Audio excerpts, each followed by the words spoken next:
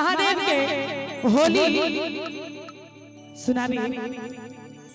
शिव मठ पर शोभे लाल ध्वजा, शिव मठ पर, शिव मठ पर शोभे लाल ध्वजा, शिव मठ पर ओह लाल ध्वजा, ओह लाल ध्वजा, ओह लाल ध्वजा, ओह लाल ध्वजा, शिव मठ पर, शिव मठ पर शोभे लाल ध्वजा, शिव मठ पर। क्या बात है।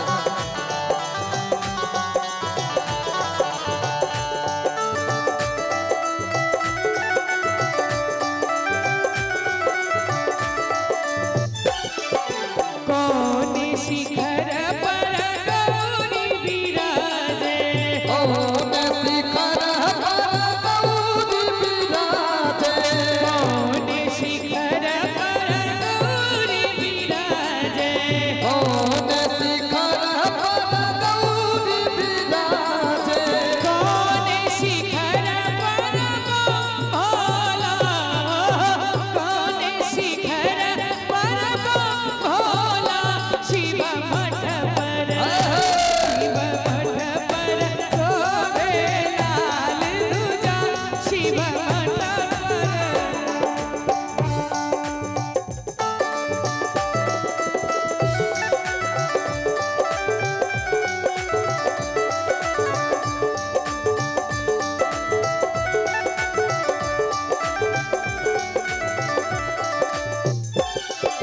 उत्तर शिखर पर गौरी विराजे, उत्तर शिखर पर गौरी विराजे, उत्तर शिखर पर गौरी विराजे, उत्तर शिखर पर गौरी विराजे, दक्षिण शिखर पर भोला, दक्षिण शिखर पर भोला, शिव मठ पर, शिव मठ